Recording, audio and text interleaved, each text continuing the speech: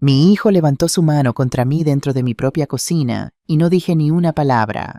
Pero a la mañana siguiente, cuando bajó pensando que yo simplemente había aceptado su falta de respeto, se quedó paralizado de puro terror cuando vio quién estaba sentado en mi mesa del comedor.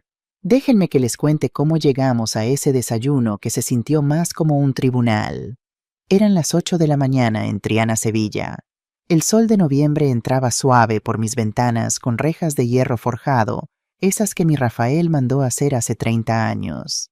La luz dorada pintaba las paredes color crema de mi comedor, iluminando la mesa que había preparado con tanto cuidado durante toda la noche. Yo estaba sentada en la cabecera de la mesa alisando el mantel de encaje blanco de granada con mis manos temblorosas, cuando Mateo entró en la habitación con esa actitud suya como si fuera el dueño del mundo. Ni siquiera había notado la hinchazón en mi labio. Estaba tan concentrado en sí mismo. Agarró un churro, le dio un mordisco y empezó a hablar sobre cómo las cosas iban a cambiar en esta casa. Pero las palabras se murieron en su garganta cuando la silla junto a mí se movió. Su cara, que había estado enrojecida por el licor de la noche anterior, se puso gris, como si hubiera visto un fantasma. El churro cayó de su mano y se desmoronó en el suelo. En ese segundo, él supo que mi silencio la noche anterior no había sido miedo. Había sido un veredicto. Pero para que entiendan cómo llegamos a este momento, déjenme presentarme apropiadamente. Me llamo Dolores Moreno García. Tengo 68 años, soy viuda y vivo en el barrio de Triana, en Sevilla. ¿Saben esas casas antiguas con los balcones de hierro forjado y las paredes amarillo crema las que dan al río Guadalquivir? Pues esa soy yo. Mi casa tiene 3 plantas. La construyó el abuelo de mi Rafael en 1930. Tiene el patio interior con azulejos de cerámica de Triana, esos azules y blancos que brillan cuando les da el sol. Tengo geranios rojos en macetas de barro y una parra que trepa por la pared hasta el segundo piso. En las tardes de verano ese patio es el lugar más fresco de toda Sevilla. Durante 40 años esta casa ha sido mi orgullo. Cada azulejo que limpié, cada maceta que regué, cada comida que cociné en esa cocina con los techos altos y las vigas de madera oscura. Esta casa tiene mi sudor, mis lágrimas, mis oraciones. Siempre he sido una mujer pacífica. Criada en la fe católica, bautizada en la iglesia de Santa Ana, a 2 calles de aquí. Voy a misa todos los domingos desde que tengo memoria. El padre Miguel me conoce desde que era una niña con trenzas. Me casé con mi Rafael en esa misma iglesia con un vestido blanco sencillo que mi madre cosió a mano. Rafael, mi Rafael, se fue hace 20 años. Un ataque al corazón fulminante allí mismo en el puerto de Sevilla donde trabajaba. Salió esa mañana, me dio un beso en la frente como siempre y nunca volvió. Tenía solo 52 años. Demasiado joven, demasiado bueno para irse tan pronto. Después de que mi Rafael murió, me quedé sola criando a Mateo, mi único hijo. El niño que había sido mi razón para levantarme cada mañana después de enterrar a mi esposo. Trabajé 2 empleos para que nunca le faltara nada. Primero seguí con mi trabajo de siempre, cosía vestidos de flamenca. Tenía clientas de toda Sevilla que venían a mi casa para que les hiciera sus trajes para la feria de abril. Vestidos con volantes perfectos, con los lunares justo donde debían estar, con las mangas que caían como agua. Era un trabajo de amor, de paciencia. Pero no pagaba suficiente. Así que por las noches, cuando Mateo ya dormía, yo salía a limpiar oficinas en el centro de Sevilla. De 10 de la noche a 3 de la madrugada, 5 días a la semana. Volvía a casa con las manos rojas del cloro, con la espalda dolorida, pero con dinero suficiente para pagar su universidad. ¿Y saben qué? Nunca me quejé. Ni una sola vez. Porque eso es lo que hace una madre. Sacrificas tu comodidad, tu descanso, tu propia vida para que tus hijos tengan algo mejor. Hasta hace 6 horas yo no sabía que estaba durmiendo con el enemigo bajo mi propio techo. Todo pasó. O tal vez todo se desmoronó, alrededor de las 3 de la madrugada. Pero antes de contarles sobre esa noche horrible, necesitan entender quién era Mateo, o mejor dicho, quién fue una vez. Mateo tiene 41 años. Nunca se casó, nunca tuvo hijos. Vive aquí en esta casa conmigo, o vivía, ya verán por qué uso el pasado.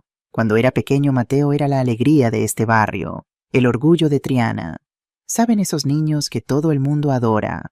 Pues ese era mi hijo. A los 8 años cantaba en el coro de Santa Ana. Tenía una voz angelical que hacía llorar a las señoras mayores durante la Semana Santa. El padre Miguel siempre le ponía en primera fila para cantar el Ave María. Dolores, me decía el padre, ese niño tiene el don de Dios en su garganta. Los domingos después de misa, Mateo corría a la casa de la vecina, la señora Esperanza Ruiz. Le llevaba flores que arrancaba del jardín público, margaritas, amapolas, lo que encontrara. Tía Esperanza, gritaba aunque no era su tía de sangre. Una flor para usted. Esperanza, que ahora es una jueza retirada del Tribunal Supremo, siempre lo recibía con una sonrisa. Le daba galletas de mantequilla que hacía los sábados. Se sentaban juntos en su patio bajo la sombra de su naranjo y hablaban de todo y de nada. Dolores, me decía Esperanza, ese niño tuyo va a ser alguien importante. Tiene algo especial. Una bondad que no se ve todos los días. Y yo me lo creía. Dios mío, cómo me lo creía. Cuando Mateo tenía 10 años, su padre todavía vivía. Rafael lo llevaba de pesca al embalse de Iznájar, un pantano precioso en las montañas de Córdoba. Salían antes del amanecer con las cañas en el maletero del Seat viejo de Rafael, con los bocadillos que yo preparaba la noche anterior. Tengo una foto de uno de esos viajes. La guardo en el marco digital que mi hermana Rosa me regaló hace 2 años. En la foto Mateo tiene 8 años. Lleva puesta una camiseta del Sevilla Fútbol Club demasiado grande para él. Está sosteniendo un pez, una carpa pequeña, con las 2 manos como si fuera el trofeo más grande del mundo. Su sonrisa. Ay, su sonrisa en esa foto. Le falta un diente delantero, el que se le cayó una semana antes comiendo un bocadillo. Tiene los ojos brillantes de pura felicidad. El pelo negro revuelto por el viento del pantano. Y junto a él mi Rafael. Mi esposo con su camisa de franela a cuadros, con su gorra de pescador, con esa sonrisa de orgullo que le cerraba casi los ojos. Tiene el brazo alrededor de los hombros de Mateo. Se ve la felicidad, la conexión, el amor. «Papá, pesqué uno», gritaba Mateo ese día tan fuerte que asustó a los pájaros de los árboles. Rafael lo ayudó a recoger el sedal con paciencia, enseñándole cómo sostener el pez sin lastimarlo. «Mira eso, Dolores», me gritó Rafael desde la orilla donde yo estaba preparando el picnic. «Tenemos un pescador en la familia, el orgullo en la voz de mi esposo. Era la cosa más hermosa del mundo». Y Mateo mirando a su padre como si Rafael fuera un superhéroe, con una adoración, un respeto, un amor que parecía inquebrantable. ¿Dónde se perdió ese niño? ¿Dónde en nombre de Dios se fue ese muchachito que amaba a su padre y respetaba a su madre? El marco digital cambió la imagen. Ahora mostraba a Mateo en su graduación de la universidad. Tenía 22 años, vestido con la toga y el birrete azul de la Universidad de Sevilla, sosteniendo su diploma de licenciatura en Economía. Yo estaba a su lado en la foto 30 años más joven, con una sonrisa tan grande que parecía que se me iba a partir la cara. Llevaba mi vestido bueno, el azul marino, que solo me ponía para ocasiones especiales.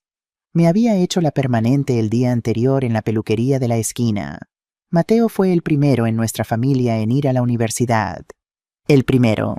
Mi familia eran todos trabajadores portuarios, albañiles, costureras. Gente honrada pero sin estudios. Y el hijo de Dolores Moreno iba a tener un título universitario. La comunidad de Santa Ana hizo una fiesta para él. La señora Carmen, que tiene la panadería en la calle Betis, hizo su famosa tarta de zanahoria con glaseado de queso. El señor Eduardo el carnicero donó jamón ibérico para los bocadillos. La plaza de la iglesia se llenó de gente. El padre Miguel dijo una oración desde el púlpito llamando a Mateo, nuestro joven erudito, un ejemplo para todos nosotros. Recuerdo estar sentada en el banco de la iglesia con mi rosario en las manos, sintiendo mi pecho hincharse de tanto orgullo. Dolores Moreno García, la viuda costurera que limpiaba oficinas por las noches. Mi hijo, el graduado universitario. Rafael no vivió para ver eso. Murió cuando Mateo estaba en su último año de universidad a los 21 años. Un ataque masivo al corazón allí mismo en los muelles del puerto de Sevilla. Salió a trabajar esa mañana, me besó en la frente y nunca regresó. La muerte de Rafael fue un terremoto que sacudió los cimientos de esta casa. Pero sobrevivimos. Me hice fuerte para Mateo. En el funeral él me sostuvo la mano tan fuerte. No lloró delante de nadie, solo se quedó ahí parado alto y serio, la viva imagen de su padre. Esa noche, después de que todos se fueron, me abrazó en esta misma cocina y sollozó en mi hombro. No eran lágrimas calladas. Eran sollozos que le sacudían todo el cuerpo. «Voy a cuidarte ahora, mamá», me dijo entre lágrimas. Lo prometo, voy a hacer que papá se sienta orgulloso de mí. Y lo hizo, durante mucho tiempo lo hizo. Se graduó con honores 2 meses después del funeral. Consiguió un buen trabajo de oficina en el mismo puerto de Sevilla, donde su padre había trabajado toda su vida. En el departamento de logística con escritorio computadora buena paga. Se compró un coche bonito, un Volkswagen Golf negro. Ayudaba con las facturas de la casa. Los domingos me llevaba a misa, se sentaba a mi lado en el banco y cantaba los himnos con esa voz de barítono profunda, justo como la de su padre. Los viejos de la iglesia lo miraban y decían: Dolores, hiciste un buen trabajo. Rafael estaría tan orgulloso de ese muchacho. Y yo lo creía. Vivía para ese orgullo. Era mi luz del sol. Ver a mi hijo convertirse en un buen hombre, un hombre respetado, era la prueba de que todos mis sacrificios habían valido la pena. Pero la felicidad a veces es solo una fotografía, un momento congelado en el tiempo que no muestra lo que viene después. La pantalla del marco cambió otra vez. Una foto más reciente. Una barbacoa del 4 de julio en nuestro patio hace 3 años. Mateo estaba en la parrilla riendo, llevando un delantal que decía «El rey de la parrilla». Estaba más pesado, pero se veía feliz. Nuestros vecinos estaban allí. La señora Carmen, el señor Eduardo, que todavía vivía entonces. Parecía una vida perfecta sacada de una revista. Pero las fotos mienten. Las fotos congelan un segundo, un momento de felicidad fingida. No muestran lo que está hirviendo debajo de la superficie. Porque fue justo después de esa barbacoa cuando las grietas empezaron a mostrarse. Todo empezó con su trabajo hace 3 años. Reestructuración. Esa fue la palabra que usaron. El puerto de Sevilla estaba modernizándose, trayendo gente nueva con nuevas ideas. El puesto de Mateo, que había sido seguro durante casi 20 años, fue de repente optimizado. Pero la verdad que me enteré después era peor que eso. No fue solo que lo degradaran. Hubo acusaciones. Nada que pudieran probar en un tribunal, pero suficiente para destruir su reputación. Susurros de que había aceptado comisiones de contratistas. Sobornos pequeños. Nada enorme, pero suficiente. La empresa no tenía pruebas sólidas para denunciarlo penalmente, pero tenían suficiente para echarlo sin pagar indemnización completa. Le dieron la opción renunciar voluntariamente, con una pequeña compensación, o enfrentar una investigación interna que podría terminar con cargos criminales. Mateo eligió renunciar. Él nunca me contó los detalles en ese momento. Solo se volvió callado. Un tipo diferente de silencio al mío esa madrugada. Su silencio era afilado, lleno de espinas. Para Mateo ese trabajo no era solo un empleo. Era el legado de su padre. Rafael había dado su vida a ese puerto. Y cuando echaron a Mateo, él sintió que habían deshonrado la memoria de su padre. Sintió que el sacrificio de Rafael morir en esos muelles había sido en vano. No me dijo la verdad. Me dijo que era recortes presupuestarios y nuevas políticas. Yo le creí. ¿Por qué no le iba a creer? Era mi hijo. Empezó a llegar a casa más tarde. Olía a alcohol, pero yo fingía no notarlo. Reunión larga, mentía, y yo fingía creerle. Y luego el dinero empezó a escasear. Mamá, ¿puedes prestarme 200 euros? Te los devuelvo a fin de mes. Se los presté. Nunca me los devolvió. Luego fueron 500. Luego 1000. Siempre con la misma promesa. Siempre la misma mentira. Empezó a usar mi tarjeta de crédito sin pedir permiso. Yo veía las facturas llegar: Bar La Carbonería Taberna, El Rinconcillo Bodega Santa Cruz. Bares. Siempre bares. Intenté hablar con él. Mateo, cariño, tenemos que cuidar nuestros gastos. Es mi dinero también. Contestaba sin mirarme a los ojos. El dinero que papá dejó. Esta casa es mía también. ¿O ya te olvidaste? Y yo callaba. Porque tenía razón, ¿no? Esta era su casa también. Yo solo estaba cuidándola para él. Para cuando él la necesitara. Para cuando formara su propia familia. Qué tonta fui. La primera vez que me levantó la voz de una manera que me asustó de verdad, nunca la olvidaré. Fue por algo estúpido. Un grifo de la cocina que goteaba. Le había pedido 3 veces que lo arreglara. Ese sábado por la mañana le volví a preguntar. Hijo, cuando tengas un momento, ¿podrías mirar ese grifo? Estaba lavando verduras en el fregadero. Él estaba en la mesa leyendo el periódico ABC. No levantó la vista. Solo dijo con una voz baja y áspera: deja que gotee. La grosería me tomó por sorpresa. Pero hijo, está desperdiciando agua y el ruido me molesta. Eso fue cuando estalló. Golpeó el periódico contra la mesa tan fuerte que la taza de café saltó. Se puso de pie y por primera vez en mi vida se cernía sobre mí. No era mi niño, no era mi joven orgulloso, era un hombre grande y furioso. ¡El maldito grifo!, gritó su voz resonando en la cocina con los techos altos. ¿Te preocupas por un maldito grifo cuando mi vida se va por el desagüe? Si papá estuviera aquí no habría dejado que esto pasara. Era un hombre de verdad. Habría manejado las cosas. Retrocedí un paso. Mi corazón latía rápido. Me agarré al borde del fregadero con las manos mojadas y frías. No era lo que dijo. Eran sus ojos. Había una mirada en ellos que nunca había visto antes. Un resentimiento feo y venenoso. Y por primera vez en mi vida sentí un escalofrío de miedo hacia mi propio hijo. No era miedo de que le pasara algo malo. Era miedo de lo que él pudiera hacer. Pero no, continuó su voz llena de veneno. Estoy atrapado con una mujer que se preocupa más por un grifo que gotea que por su propio hijo. No respondí. Solo me quedé ahí mirándolo tratando de encontrar en lo profundo cualquier rastro de mi niño. Contesté. Gritó de repente y su voz me hizo saltar. Pero no podía hablar. Las palabras se me habían atascado en la garganta. Agarró las llaves de su coche y salió como una tromba dando un portazo que hizo temblar las ventanas. Me quedé en la cocina escuchando el sonido del grifo goteando. Drip, drip, drip. Cada gota parecía estar marcando el tiempo de una nueva era en esta casa, la era del miedo. Después de ese día del grifo, las cosas nunca volvieron a ser iguales. Ese incidente abrió una puerta dentro de él, una puerta que dejó salir a un monstruo que yo no conocía. Y yo por miedo, por vergüenza, por un amor de madre que se estaba volviendo tóxico, dejé que ese monstruo hiciera su hogar en mi casa. Me convertí en una prisionera en mi propio hogar. Aprendí a leer las señales, el sonido de cómo cerraba la puerta del coche, el sonido de sus pasos en el puente de Triana cuando volvía caminando desde el bar. Podía saber solo por esos pequeños sonidos si la noche estaría llena de gritos o de un silencio helado. Ambos eran tortura. Dejé de invitar a mis amigas a tomar el té por las tardes. La señora Carmen, que había sido mi amiga durante 30 años, dejó de venir. Esperanza, mi vecina, a veces se detenía en la reja del patio.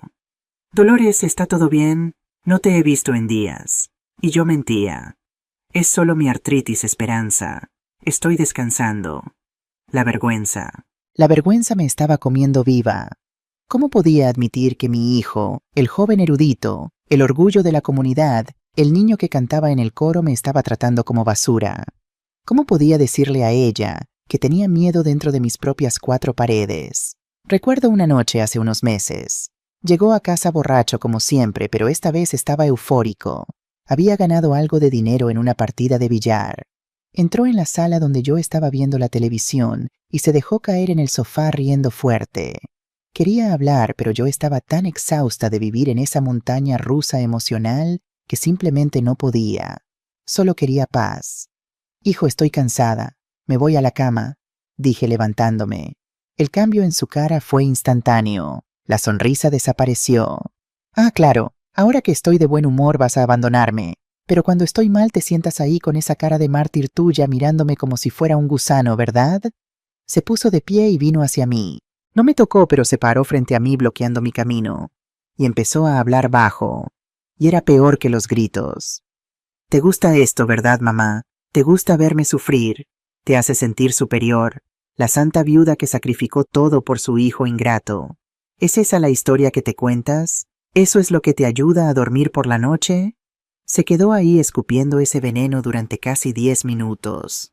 Y yo solo me quedé parada, incapaz de moverme, solo soportándolo. Me sentí encogiéndome, haciéndome más pequeña, más débil con cada palabra que decía. Cuando finalmente se cansó y se movió de mi camino, subí las escaleras temblando. Llegué a mi habitación, cerré la puerta con llave y me senté al borde de mi cama. Y por primera vez en mucho, mucho tiempo lloré. Lloré en silencio, ahogando los sollozos en mi almohada para que no tuviera la satisfacción de oírme. Esa noche, sentada en mi cama en la oscuridad, me di cuenta de algo terrible. Me di cuenta de que me había convertido en una extraña en mi propia casa. Esta casa que había limpiado durante 40 años. Esta cocina donde había cocinado miles de comidas. Este comedor donde habíamos celebrado cumpleaños, navidades, semanas santas.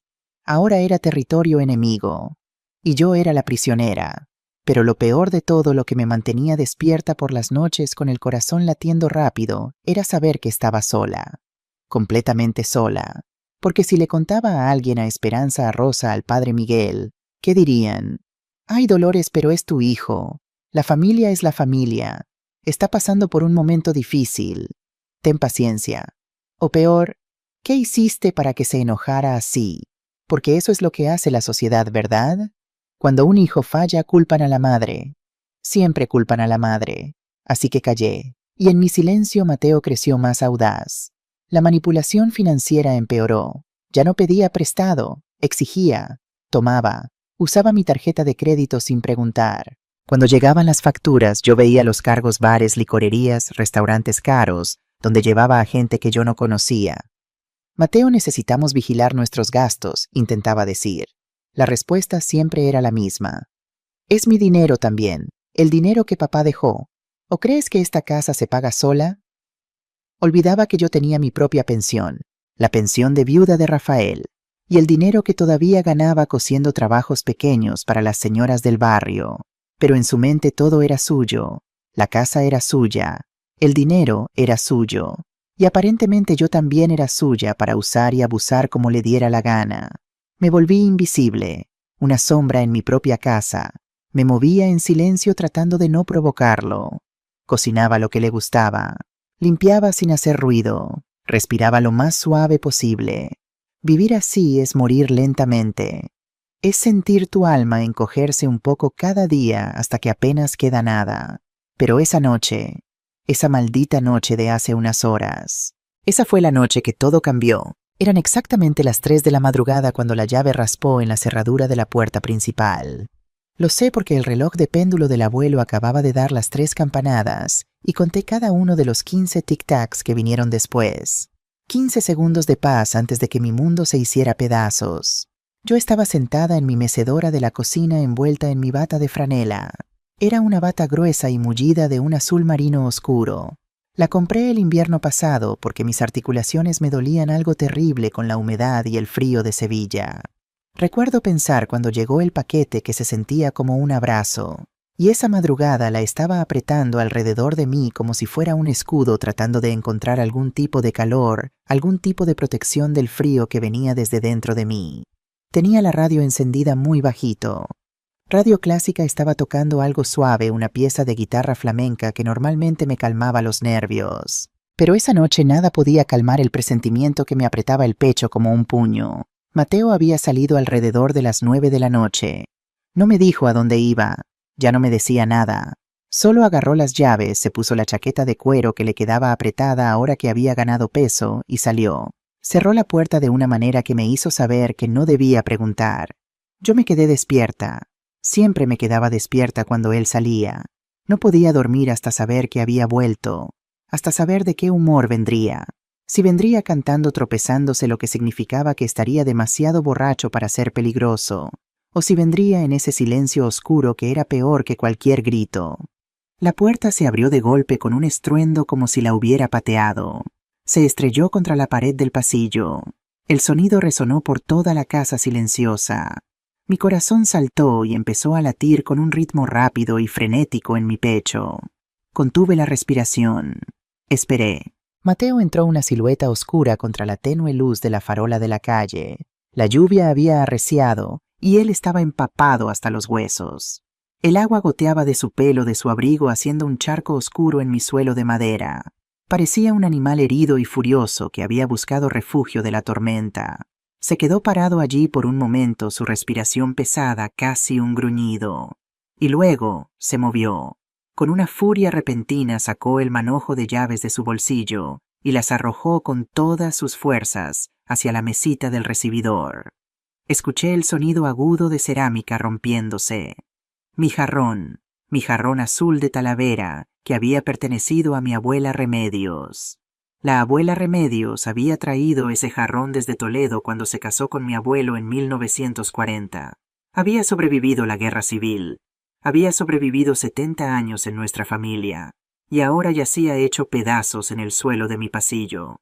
Un sollozo seco subió por mi garganta, pero lo forcé hacia abajo. Llorar ahora no. Llorar sería un lujo. Y sería peligroso. Él ni siquiera pareció darse cuenta de lo que había roto. Pateó la puerta para cerrarla y vino caminando hacia la cocina. Sus pasos eran pesados, inestables. El olor me llegó primero, un olor agudo y agrio de brandy barato mezclado con el olor de la lluvia y la rabia pura. Se detuvo en el umbral de la cocina, su cuerpo grande llenando el marco. La única luz era la del extractor sobre la estufa, una luz amarillenta que proyectaba sombras largas y aterradoras.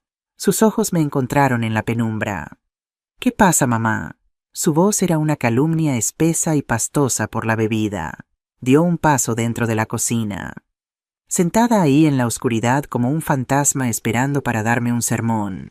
Para juzgarme, no me moví en mi silla. Mantuve mis manos aferradas a los brazos de la mecedora, sintiendo la madera gastada bajo mis dedos. Sabía por experiencia que cualquier movimiento que hiciera podría ser visto como una provocación.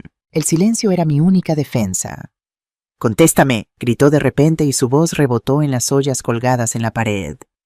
«¿Estás rezando por mi alma perdida o estás más preocupada por tu maldito jarrón viejo que rompí?» La mención del jarrón, la frialdad con la que habló de ese objeto que él sabía significaba tanto para mí, me dio un coraje que no sabía que tenía. Dejé de mecerme. Lentamente, con toda la dignidad que me quedaba, me puse de pie. Mi espalda hizo un chasquido. Lo miré directamente a los ojos, tratando de encontrar en lo profundo cualquier rastro de mi niño. «Mateo, hijo», mi voz salió más firme de lo que esperaba. «No voy a darte un sermón. Solo quiero que vayas a descansar. Estás todo mojado. Vas a coger un resfriado. Podemos hablar por la mañana cuando te sientas mejor». Fue la cosa equivocada que decir. Debería haberlo sabido. Tratar de ser razonable con un hombre que ha perdido su razón es como tratar de apagar un fuego con un dedal de agua. Mis palabras, mi calma, mi preocupación maternal, para él sonaban como un insulto, como si lo estuviera tratando como a un niño. Su cara se retorció en una máscara de furia. «No me digas qué hacer», rugió dando otro paso hacia mí. Señaló con un dedo tembloroso a mi cara. «Tú no entiendes nada. Nunca has entendido, vives en tu pequeño mundo de cuento de hadas, con tus cosas viejas, tus recuerdos, el fantasma de papá. El mundo real está ahí fuera, mamá, y me está comiendo vivo y tú solo te sientas ahí y me dices que vaya a dormir». «Eso no es…», empecé a decir levantando una mano en un gesto de paz. «¡Cállate!». Su grito fue tan violento que me encogí, y entonces vino por mí. No fue un empujón, fue un asalto. Me agarró por los brazos con una fuerza que nunca imaginé que tuviera, una fuerza nacida de la frustración y el alcohol. Sus dedos eran como garras de acero clavándose en la piel delgada de mis brazos. El dolor fue inmediato y abrasador. «Mateo, para». «Por favor, me estás haciendo daño», grité, y por primera vez mi voz se quebró con pánico. Pero él no estaba escuchando. Sus ojos estaban vidriosos, enfocados en algo que solo él podía ver. Empezó a sacudirme de un lado a otro violentamente. Mi cuerpo frágil y viejo se balanceaba como un muñeco de trapo. Mi cabeza se sacudía hacia adelante y hacia atrás. Mis gafas salieron volando de mi cara y aterrizaron en el suelo con un golpe suave. El mundo a mi alrededor se volvió un borrón de luces y sombras. Los estantes de la cocina, la nevera, la mesa. Todo daba vueltas. Me estaba mareando. El aire no me llegaba a los pulmones. «Solo te importan las cosas», esta casa, él le estaba gritando, y con cada palabra me sacudía más fuerte. «Para ti no soy nada. Nunca lo fui. Solo soy una carga. El hijo fracasado del gran Rafael Moreno». Yo estaba mareándome. El aire no me estaba llegando a los pulmones. Intenté alejarme, pero era inútil. Él era mucho más fuerte. En algún momento durante la sacudida violenta mis pies perdieron contacto con el suelo. Y fue entonces cuando me lanzó. No fue un empujón. Me lanzó, como si fuera un saco de basura. Mi cuerpo voló hacia atrás, hacia la pared donde estaba el aparador de porcelana de mi abuela. El tiempo pareció ir en cámara lenta. Vi la madera oscura del mueble acercándose como en una película ralentizada. No hubo tiempo para protegerme, para poner los brazos. El impacto fue brutal. Primero mi espalda golpeó con un golpe profundo y hueco contra la madera sólida. Sentí como si mi columna vertebral se fuera a partir en dos. El golpe me sacó el aire de los pulmones en un jadeo doloroso y único. Y en el mismo instante mi cabeza, llevada por el impulso, se azotó hacia un lado y se estrelló fuerte contra la esquina del mueble. Una explosión de luz blanca y dolor agudo detrás de mis ojos. El sonido fue un chasquido seco, un crujido que pareció resonar dentro de mi cráneo. El mundo se volvió blanco por un segundo. Un zumbido fuerte como 1.000.000 de abejas llenó mis oídos. Me deslicé por la pared mis piernas como gelatina y me derrumbé en el suelo. El dolor era abrumador. Un dolor palpitante en la parte posterior de mi cabeza. Un dolor agudo en mi espalda. Un dolor ardiente en mis brazos donde él me había agarrado. Estaba aturdida, confundida. Intenté enfocar mis ojos. Vi la cocina dando vueltas, las luces distorsionándose, y luego lo vi a él. Estaba de pie a unos metros de distancia, con el pecho agitado, los puños cerrados. Me estaba mirando en el suelo con una expresión ilegible, y pensé, se acabó. Va a parar ahora. Se va a dar cuenta de lo que ha hecho. Pero no. Dio un paso hacia mí. Me encogí instintivamente tratando de protegerme con mis brazos. Y su mano vino abierta, rápida, violenta. La bofetada atravesó el aire. Un sonido feo y húmedo. Me atrapó de lleno en la cara. Mi cabeza fue lanzada hacia un lado por el impacto. Sentí la piel de mi labio rasgarse contra mis propios dientes y el sabor caliente y salado de la sangre llenó mi boca. Y eso fue todo. El acto final. Se quedó parado sobre mí por unos segundos más. Su respiración todavía pesada. Lo miré desde el suelo. Mi hijo, el bebé que había llevado en mis brazos, el niño al que había enseñado a caminar, a hablar, a rezar. Y no lo reconocí. El hombre frente a mí con sus ojos llenos de odio era un extraño, un intruso, un monstruo. Y entonces, sin otra palabra, como si finalmente hubiera expulsado todo el veneno que llevaba, se dio la vuelta. Le dio la espalda a su madre tirada magullada y sangrando en el suelo de la cocina, y se fue arriba. Escuché sus pasos pesados y lentos en el pasillo de arriba, y luego el sonido final, el portazo de su puerta de dormitorio, un sonido que selló mi destino y el suyo, el sonido que comenzó la mañana más larga de mi vida. El silencio que se instaló en la cocina después de que su puerta del dormitorio se cerró de golpe fue lo más pesado que he sentido en mi vida. No era un silencio pacífico, era un vacío, un silencio de shock. El tipo de silencio que viene después de una explosión cuando todo a tu alrededor está destruido y el polvo aún no se ha asentado. Lo único que podía escuchar era el sonido de la lluvia afuera implacable y el zumbido agudo dentro de mi propia cabeza. Me quedé tirada en el suelo durante lo que pareció una eternidad. Todo mi cuerpo dolía, cada músculo, cada hueso. La parte posterior de mi cabeza palpitaba con un ritmo constante y nauseabundo. El sabor de la sangre en mi boca era fuerte y podía sentir un goteo cálido bajando por mi barbilla. Estaba acurrucada con los brazos envueltos alrededor de mis rodillas, como una niña asustada. Y por un momento eso es todo lo que era. Asustada, aterrorizada. Una mujer de 68 años sola, herida en el suelo de su propia casa por la persona que más amaba en el mundo. Las lágrimas vinieron, silenciosas, calientes.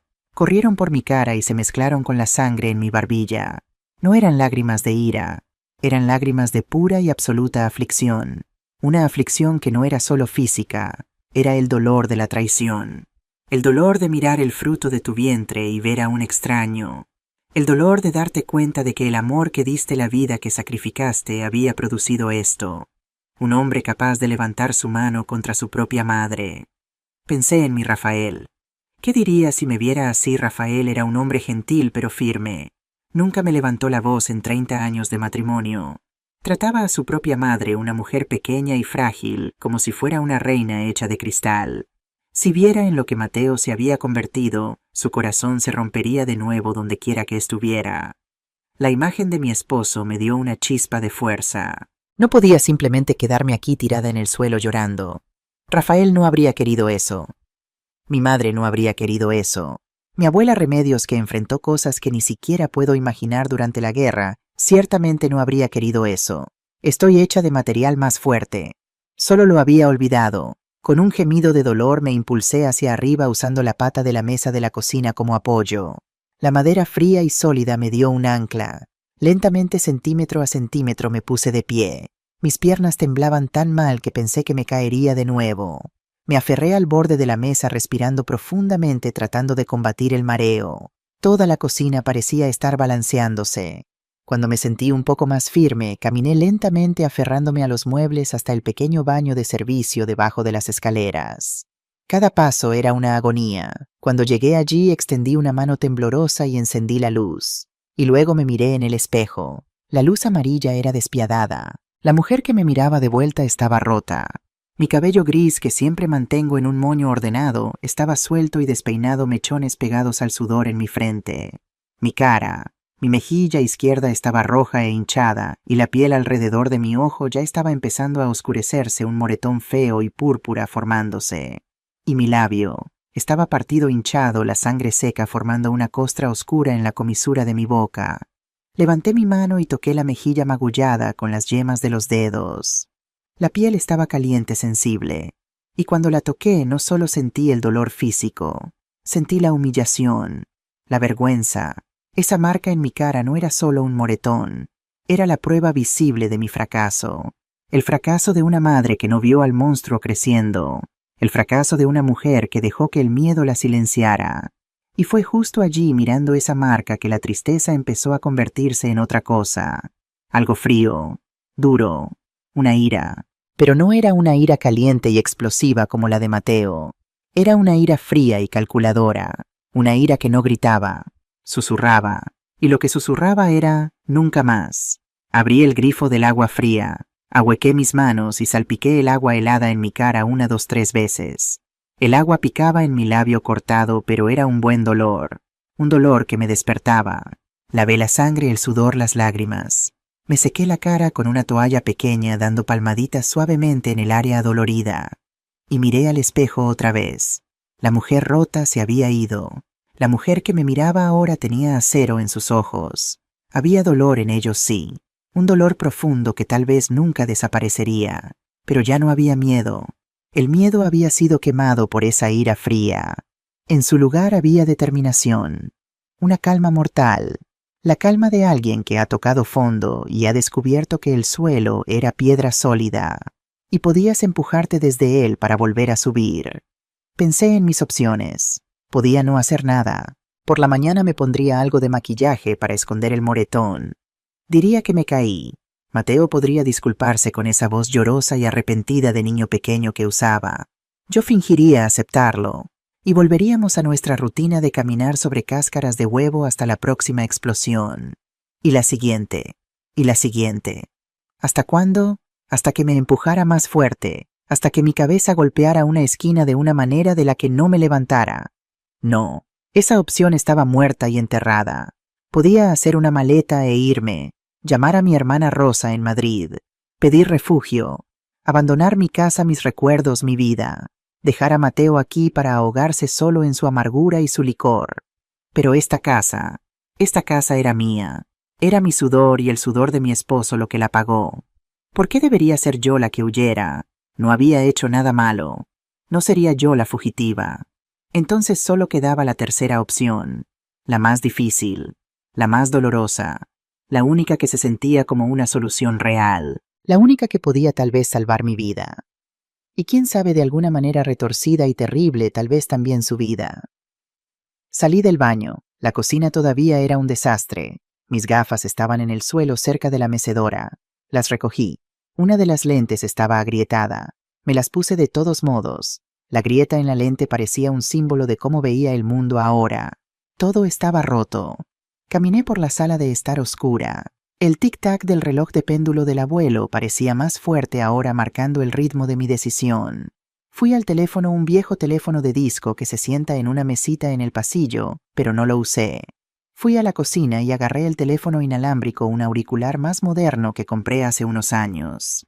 Uno con botones grandes retroiluminados, ya saben, uno de esos para personas mayores, para que marcar sea más fácil.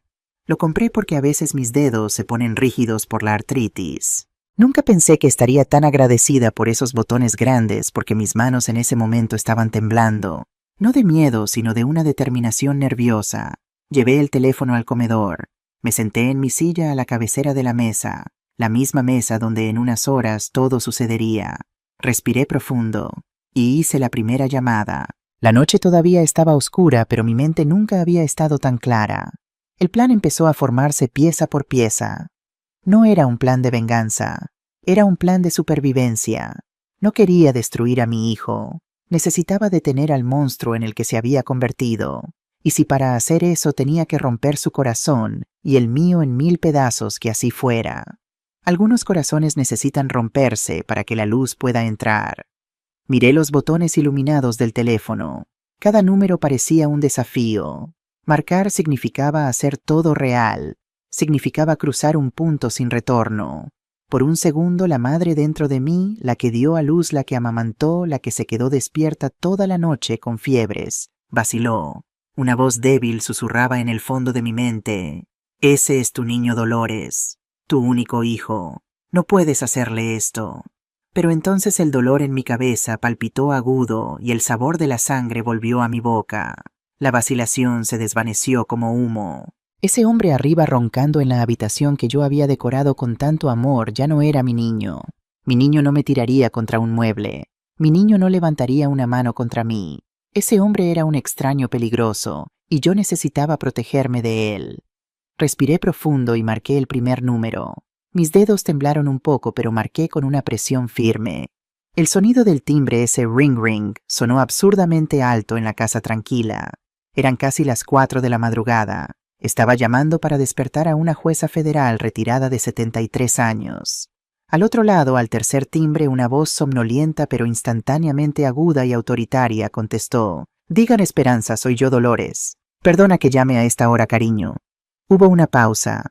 La escuché moverse el sonido de la tela. La somnolencia en su voz se desvaneció reemplazada por una preocupación inmediata. «Dolores, por Dios santo, ¿qué ha pasado? ¿Estás bien? Es Mateo, la señora Esperanza Ruiz, mi vecina durante más de 40 años. Habíamos visto crecer a nuestros hijos juntas, enterramos a nuestros esposos con meses de diferencia, compartimos incontables tazas de té en el patio. Pero Esperanza era más que una amiga. Antes de jubilarse, había sido una de las juezas más respetadas de Andalucía. Una mujer morena que rompió barreras, que enfrentó el sistema y ganó. Su mente era afilada como una navaja y su presencia imponía un respeto que pocas personas podían. Si había alguien en el mundo que entendería la complejidad de mi situación, la mezcla de amor y terror, sería ella. Tragué duro. La vergüenza me quemaba la garganta. «Te necesito, Esperanza». Pasó de nuevo, pero esta vez fue peor. No necesitaba decir más. Escuché su suspiro al otro lado, un suspiro pesado no de sorpresa, sino de profunda tristeza, de confirmación. «¿Te hizo daño, Dolores?» Las lágrimas se agolparon en mis ojos de nuevo, pero mi voz se mantuvo firme. «Sí, llama a la policía», dijo sin dudar. No era una pregunta, era una orden. «Voy a hacerlo», contesté. «Pero primero necesito pedirte algo. Sé que es mucho pedir, pero ¿podrías venir a desayunar a las 8 en punto?» Otra pausa.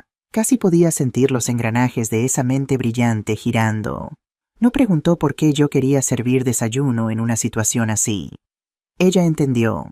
Entendió que esto no era sobre comida, era sobre dar testimonio, era sobre autoridad.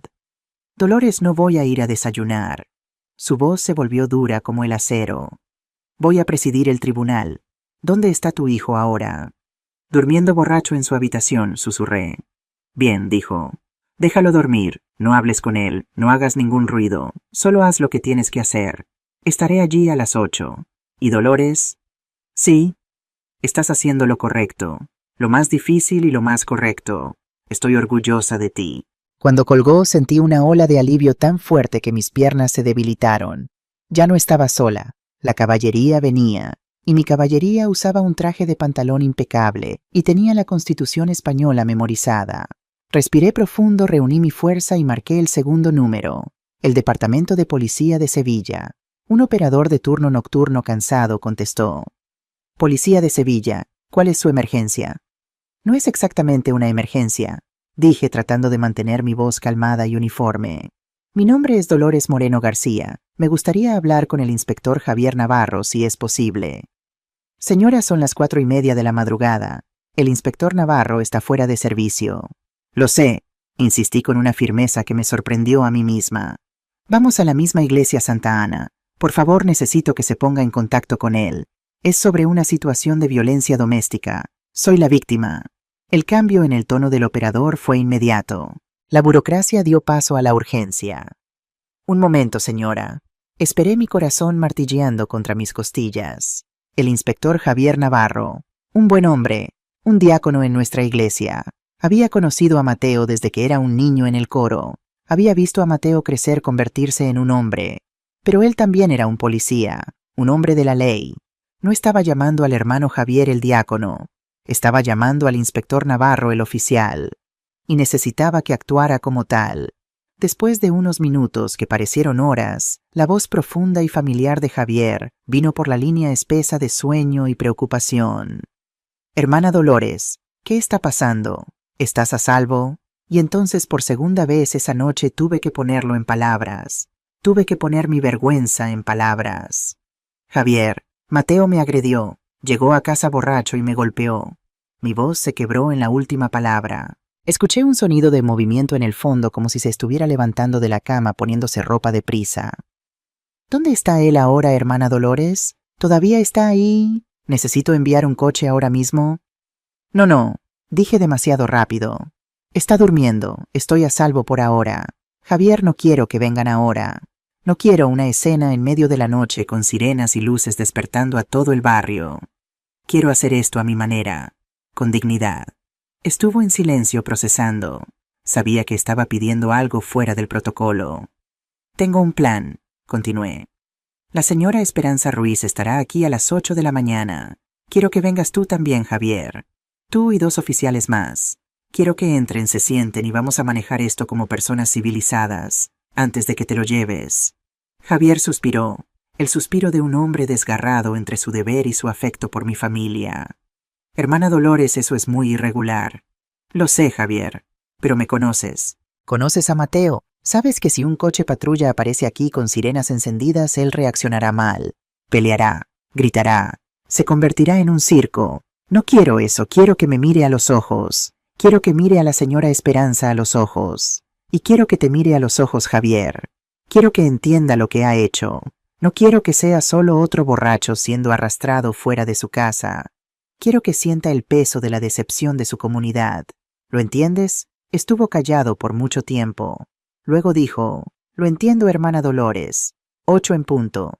Estaremos allí. Solo enciérrate en tu habitación para estar segura. Y si él se despierta si intenta algo, me llamas inmediatamente. ¿Entendido? Entendido, Javier, y gracias. Que Dios te bendiga, hermana Dolores, dijo y colgó. 2 llamadas hechas. Una por hacer, la más personal. Marqué el código de área para Madrid.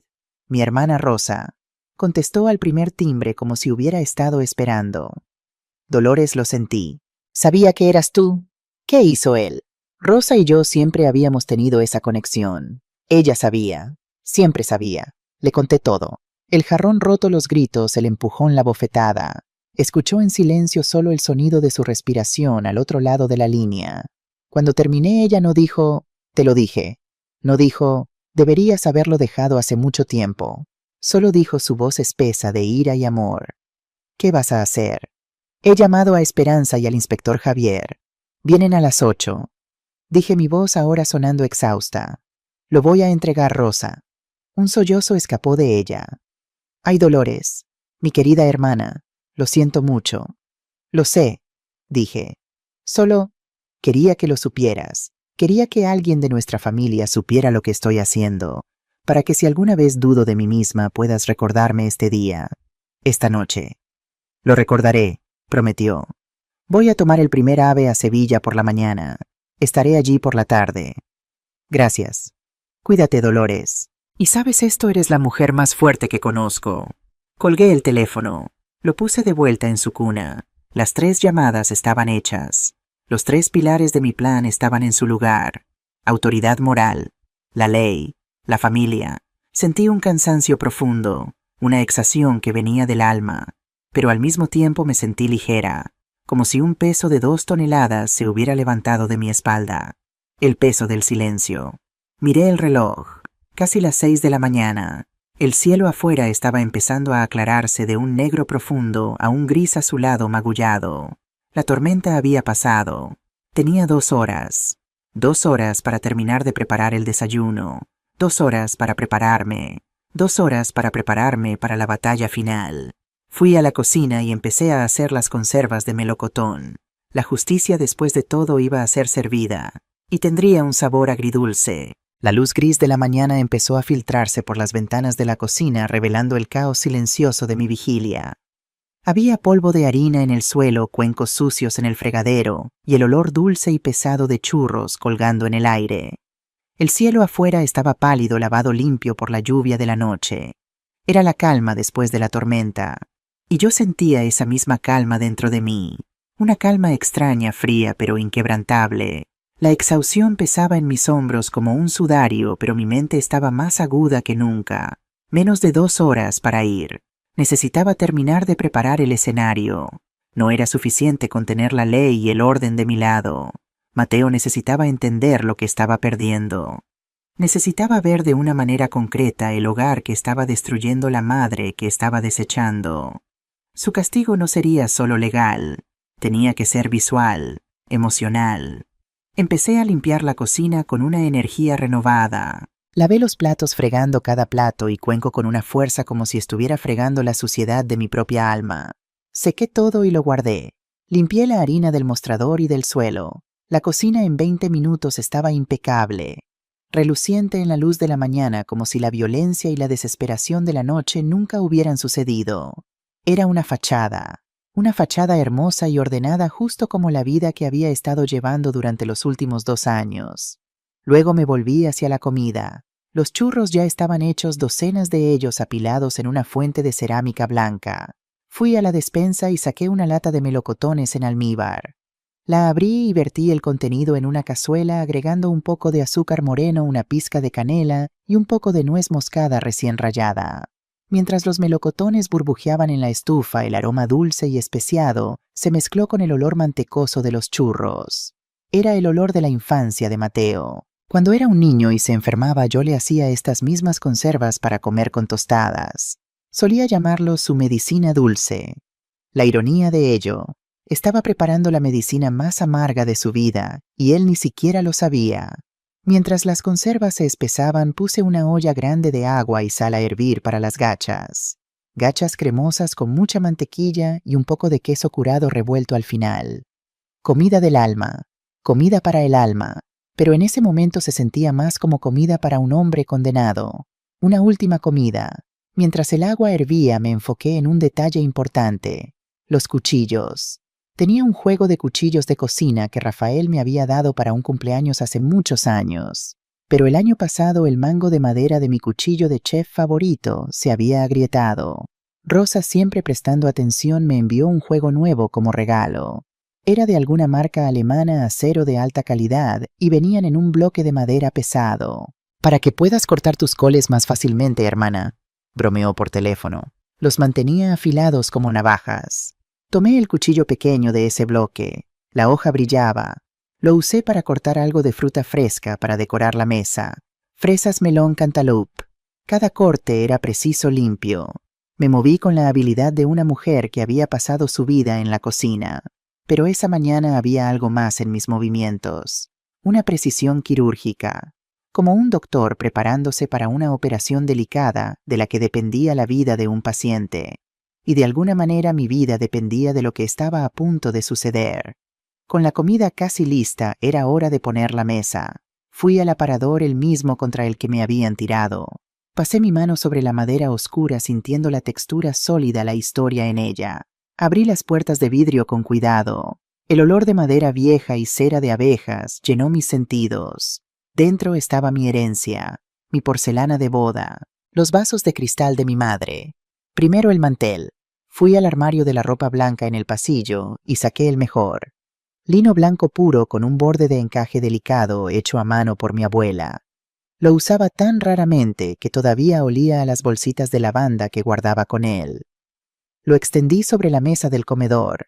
La tela blanca Stark cubrió la madera oscura, creando un contraste impactante. Un lienzo en blanco para la escena que estaba por venir. luego la porcelana. Volví al aparador y con cuidado reverente saqué el juego de cena. Platos, platillos, tazas. Cada pieza era blanca con un borde dorado delgado y pequeñas flores azules pintadas a mano.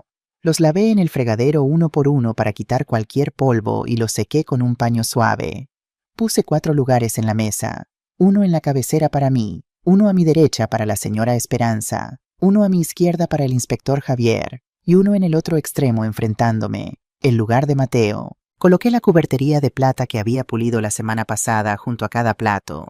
Servilletas de lino blanco planchadas crujientes dobladas ordenadamente. Un pequeño jarrón de cristal con una sola camelia blanca de mi jardín en el centro de la mesa. La mesa estaba puesta para un rey, o para un sacrificio. La línea entre los dos estaba descubriendo era muy delgada. Todo estaba listo. La comida a la mesa. Ahora era mi turno.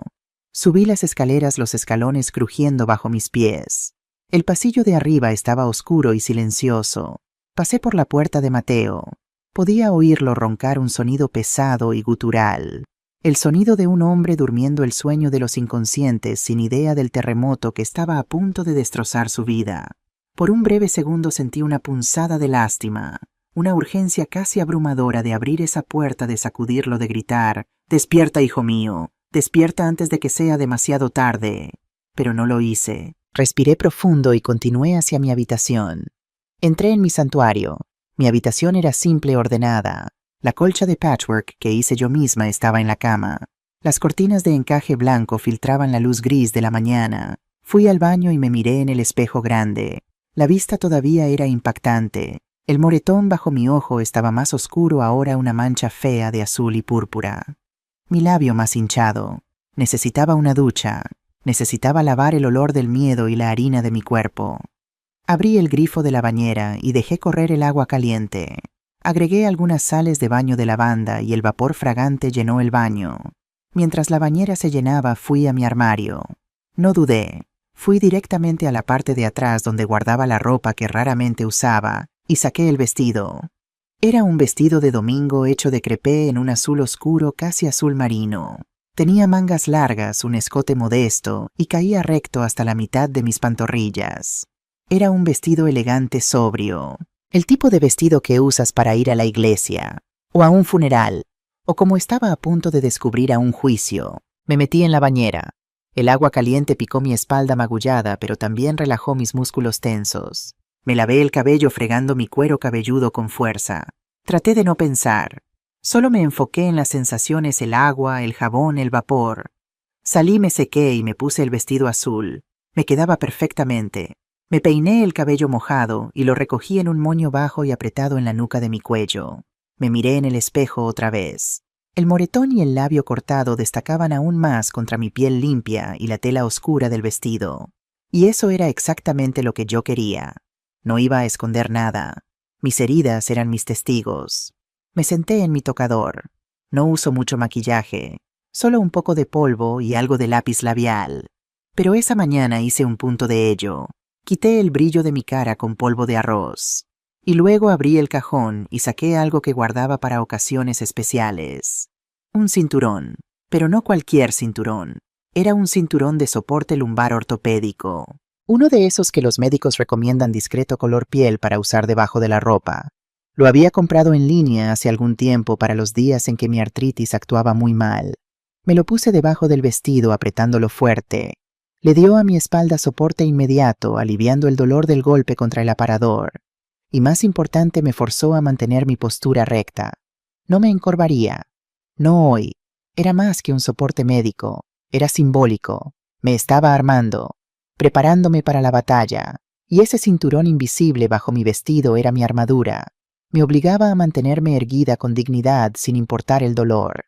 Miré el reloj en mi mesita de noche. 7:40. Era casi la hora. Bajé las escaleras. La casa estaba llena de olores y una expectativa silenciosa.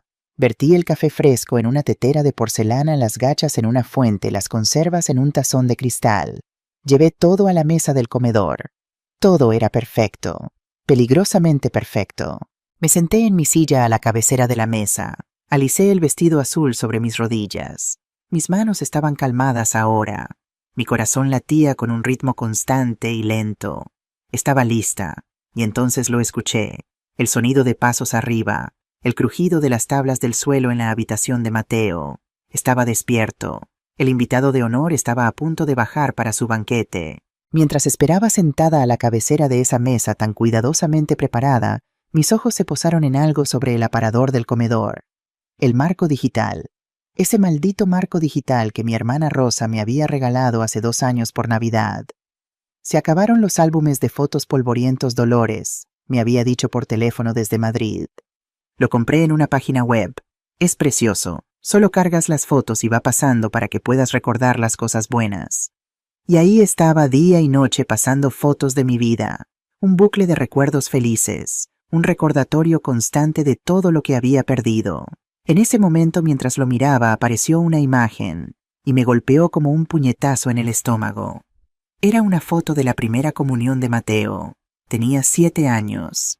Llevaba su traje blanco pequeño con la banda de satén cruzada sobre su pecho, sosteniendo su vela blanca con las 2 manos como si fuera lo más precioso del mundo. Su carita estaba seria solemne como le había enseñado el padre Miguel, pero en sus ojos había una luz, una inocencia pura.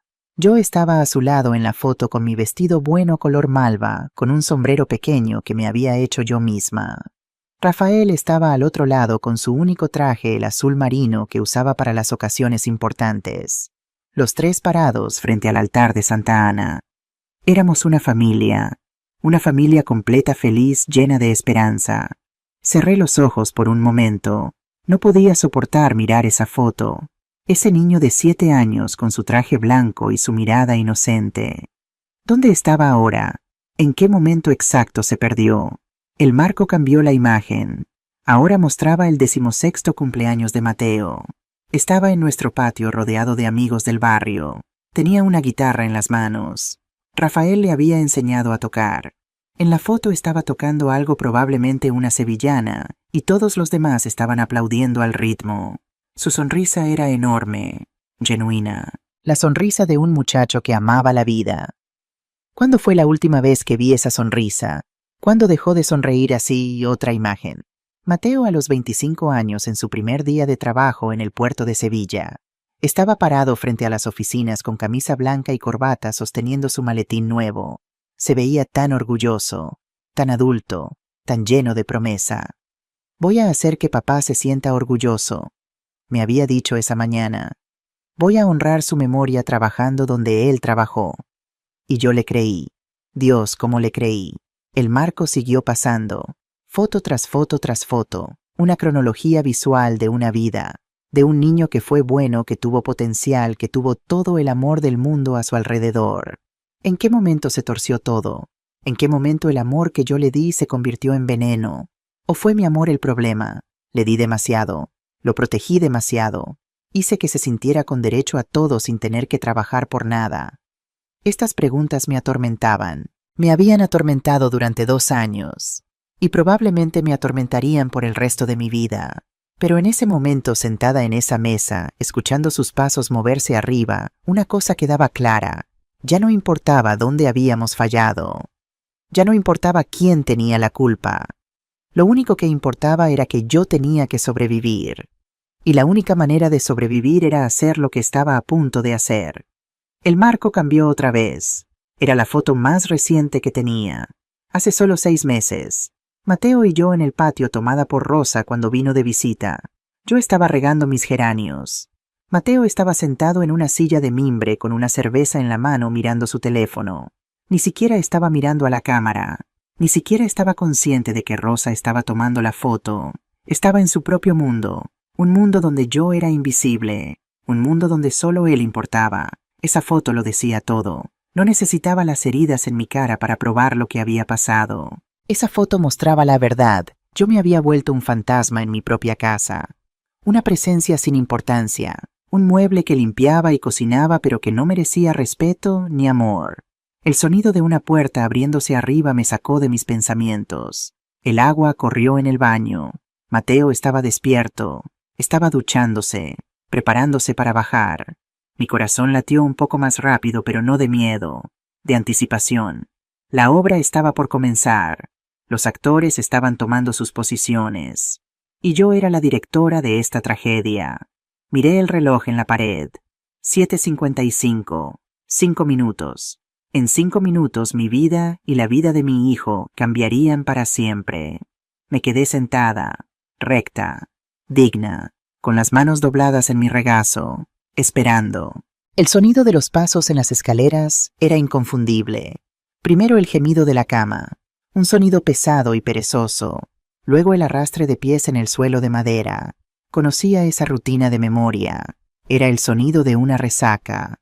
El sonido de un hombre moviéndose a través de una niebla de dolor de cabeza y arrepentimiento superficial. Me quedé sentada inmóvil con las manos dobladas en mi regazo sintiendo la textura de mi vestido. Mi corazón no se aceleró, mi respiración no cambió. Era la imagen de la serenidad. Una estatua tranquila sentada a la cabeza de una mesa de guerra. Escuché el agua correr en el baño de arriba. Una ducha rápida. Él siempre hacía eso. Como si el agua pudiera lavar no solo la mugre de su cuerpo, sino también la suciedad de su alma. Hombre tonto. Su suciedad estaba en los huesos. Los pasos comenzaron de nuevo ahora bajando las escaleras. Uno a la vez, pesados deliberados. La escalera en nuestra casa es vieja de madera maciza y cada escalón tiene su propio gemido único. Los conocía como conocía las notas de un himno. Podía decir solo por el sonido dónde estaba. A mitad de camino, 3 escalones más. Ahora en el recibidor. Hubo una pausa. Sabía lo que estaba viendo. La mesa del recibidor. Y los restos rotos de mi jarrón azul de cerámica en el suelo. Lo había dejado ahí a propósito. Quería que fuera lo primero que viera. La evidencia física de su rabia nocturna. Esperaba que eso le trajera una pizca de vergüenza, de remordimiento. Pero lo que escuché después no fue un suspiro de arrepentimiento. Fue un bufido, un sonido de desdén. Y luego escuché el sonido de los fragmentos siendo pateados a un rincón con la punta de su zapato, descuidadamente, como si fuera solo basura. En ese momento cualquier resto de lástima que pudiera haber tenido por él se evaporó. Todo lo que quedaba era la frialdad de mi determinación. Y entonces apareció en la entrada del comedor. Separó ahí su mano en el marco de la puerta y parpadeó ajustándose a la luz. El sol matutino todavía débil entraba por la ventana grande iluminando la mesa puesta. Estaba vestido con pantalones caqui arrugados y una camisa polo que había visto días mejores. Su cabello todavía estaba húmedo de la ducha, pero su cara estaba hinchada. Sus ojos rojos y pequeños. El rastrojo en su barbilla le daba un aire de dejadez, de derrota. Asimiló la escena. El mantel de encaje blanco de granada, la porcelana yadró, la cubertería de plata reluciente, las bandejas humeantes de comida, el olor a café churros, melocotón y canela. Escaneó todo y una mirada de confusión se instaló en su cara. Estaba esperando gritos, acusaciones o en el mejor de los casos mi silencio. Mi desprecio. No estaba preparado para esto, para esta celebración inexplicable. Me miró y por primera vez esa mañana pareció notar realmente mi cara. Vi sus ojos fijarse por un segundo en mi labio hinchado, en el moretón floreciendo en mi mejilla. Pero su reacción no fue de shock o culpa. Fue un tic casi imperceptible de sus labios. Un destello de satisfacción, de poder. Y entonces la confusión en su cara se transformó en otra cosa. Arrogancia. Una sonrisa lenta y torcida se extendió por su cara. Lo había leído todo mal. En su mente enferma, este festín no era una trampa. Era una ofrenda de paz, una bandera blanca. En su mente la bofetada de la noche anterior había funcionado. Finalmente me había domado, me había puesto en mi lugar. Y ahora, como una madre buena y sumisa, lo estaba complaciendo, disculpándome con comida. La vista era tan absurda, tan retorcida de la realidad, que casi me habría reído si no fuera tan trágico. Bueno, dijo con voz todavía ronca de la resaca. Se enderezó hinchando su pecho y caminó hacia la mesa como un rey inspeccionando su dominio. ¿A qué debo el honor de este gran banquete? No respondí. Solo lo observé manteniendo mi expresión neutral. Mi silencio pareció divertirlo aún más. Sacó su silla, la del extremo opuesto al mío, y se dejó caer en ella con un golpe. Agarró la servilleta de lino, la miró con un aire falso de sofisticación y la tiró en su regazo. Luego extendió la mano y tomó un churro de la cesta. El más perfecto, el más dorado de todos. Lo sostuvo por un momento admirándolo casi. Tengo que admitir, mamá, nadie hace churros como tú. Y entonces le dio un mordisco enorme. Masticó con la boca abierta, sin modales, con las migas cayendo de su boca sobre el mantel blanco inmaculado. Masticó ruidosamente, y después de tragar me señaló con lo que quedaba del churro. Ya ves, mamá, dijo su voz llena de esa victoria cruel. Finalmente entendiste quién está a cargo aquí. Un poco de disciplina y las cosas vuelven a su lugar. Así es como tiene que ser. Sus palabras me golpearon, pero no lo demostré. Por fuera era una estatua de hielo. Por dentro cada palabra que decía era otro clavo en el ataúd de nuestra antigua vida. No sentía remordimiento, sentía orgullo. Orgullo por haberme lastimado, orgullo por haberme humillado. Creía que la violencia era la respuesta. Solo lo miré desde el otro lado de la mesa. El silencio se estiró, se encogió de hombros y levantó su taza de café. Estaba a punto de verter cuando el sonido cortó el aire.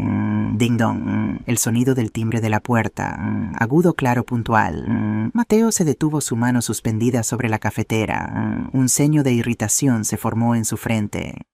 ¿Quién diablos es a esta hora?, refunfuñó. Invitaste a alguien, no quiero ver a nadie. Despídelos quien quiera que sea. Sí, dije, y fue la primera palabra que había hablado esa mañana. Mi voz salió calmada, firme. Lo hice. ¿Qué?, gruñó golpeando la taza contra el platillo. No quiero ver a nadie. Despídelos. Ignoré su orden. Con un movimiento lento y deliberado coloqué mis manos en la mesa, me impulsé hacia arriba y me puse de pie. Alicé el frente de mi vestido azul. Y sin prisa caminé fuera del comedor hacia el recibidor. Mamá, ¿me oíste? Su voz me siguió llena de ira por mi desobediencia. Dije que los despidas. No miré atrás, solo seguí caminando. Mis zapatos de domingo hacían un sonido suave en el suelo de madera. Llegué a la puerta principal. Respiré hondo una última vez. Miré mi reflejo distorsionado en el vidrio de la puerta. Vi a la mujer de azul con la cara magullada y la postura de una reina. Era hora. Giré la perilla de bronce y abrí la puerta. El aire de la mañana de Sevilla entró flotando fresco y húmedo después de la lluvia. En mi porche había 3 personas, las 3 personas que había estado esperando, las 3 personas que cambiarían todo. La señora Esperanza Ruiz estaba al frente impecable en su traje de lino color melocotón. Llevaba su collar de perlas, el que siempre usaba cuando quería parecer particularmente autoritaria. Su expresión era seria, con esa mirada que habría hecho temblar a cualquier abogado. Sus ojos inmediatamente fueron a mi cara, al moretón, al labio hinchado. Vi un destello de furia en sus ojos, pero lo controló al instante. Solo me dio un asentimiento. Un movimiento casi imperceptible, pero que lo decía todo. Estoy aquí. Estamos aquí. A su lado estaba el inspector Javier Navarro, alto e imponente en su uniforme de la Policía Nacional. Su gorra la tenía en su mano, su cara era una máscara de preocupación profesional y deber. Detrás de él, el agente Luis Ortega, un oficial joven, permanecía con una expresión neutral y profesional. «Buenos días, Dolores», dijo Esperanza, su voz tan firme como la de una jueza en una sala de audiencias. «Buenos días, Esperanza. Inspector», dije, mi voz igualmente firme. «Por favor, pasen, el café está servido». Me hice a un lado de la puerta sosteniéndola abierta para ellos. Entraron en silencio uno por uno. Su presencia llenó mi pequeño recibidor. Autoridad, la ley. Caminaron detrás de mí hacia el comedor. Mateo, que se había levantado molesto para ver qué estaba pasando, estaba parado en la entrada de la habitación. Y fue entonces cuando su mundo se derrumbó, cuando vio al grupo entrando, cuando vio a Esperanza con su aire de sala de audiencias, cuando vio el uniforme del inspector Javier y del otro oficial. Su mandíbula cayó. La arrogancia se derritió como azúcar en la lluvia. Su cara pasó de molesta a confundida y de confundida al pánico más puro y absoluto. El color drenó de su piel dejando atrás ese tono grisáceo enfermizo del miedo puro. Sus ojos saltaron de mí a ellos y de vuelta a mí. Abrió la boca para decir algo, pero no salió ningún sonido. Su mano, que todavía sostenía un pedazo del churro, se aflojó, y el churro cayó. Golpeó el plato de porcelana, yadró con un ting seco. Luego rodó al suelo rompiéndose en migas. Un sonido diminuto, el sonido del final de su reinado. El silencio en el comedor era tan espeso que se sentía como si tuviera peso. El único sonido era el lento y constante tic-tac del reloj de péndulo del abuelo en la habitación de al lado. Cada segundo marcaba la agonía de Mateo. Estaba congelado en su lugar, su cara una máscara gris de terror. Sus ojos muy abiertos e incrédulos saltaban de una cara a otra como un animal acorralado buscando una ruta de escape donde no había ninguna. Me miró y por primera vez vi en sus ojos no ira o desprecio, sino una pregunta aterrorizada. «Mamá, ¿qué has hecho?» No tuve que responder. La señora Esperanza lo hizo por mí con sus acciones. Con una calma que era tanto aterradora como magnífica, dio un paso adelante. Ignoró completamente la presencia de Mateo como si fuera un mueble sin importancia. Caminó con su elegancia habitual hacia la mesa del comedor. Sus zapatos de tacón bajo hacían un sonido suave y determinado en el suelo de madera. No fue al lugar que había preparado para ella a mi derecha. No, fue directamente a la silla en la cabecera de la mesa opuesta a mí. La silla que Mateo acababa de abandonar. La silla que por derecho y tradición pertenecía al jefe de familia. La silla de mi Rafael. Sacó la pesada silla de madera con un movimiento suave. El sonido de arrastre resonó en la habitación. Se sentó, se acomodó la chaqueta de su traje, colocó su bolso de cuero en el suelo a su lado, y entonces miró a Mateo. Solo lo miró. No había ira en su mirada. No había lástima. Solo había el peso de 60 años de amistad conmigo y el peso de toda una vida dedicada a defender la ley. Era una mirada que desnudaba el alma. Bajo esa mirada, Mateo pareció encogerse. El hombre grande e imponente que me había tirado contra la pared unas horas antes, ahora parecía un niño torpe y asustado, perdido en la sala de estar de un adulto. El inspector Javier y el agente Luis permanecieron parados en la entrada, posicionados estratégicamente. No dijeron una palabra. No necesitaban hacerlo. Su presencia, los uniformes azul oscuro, los cinturones con sus armas enfundadas, todo hablaba por sí mismo. Eran la consecuencia, la respuesta física y legal a la violencia de la noche. Esperanza, todavía sin apartar los ojos de mi hijo, extendió la mano y tomó la tetera de café de porcelana.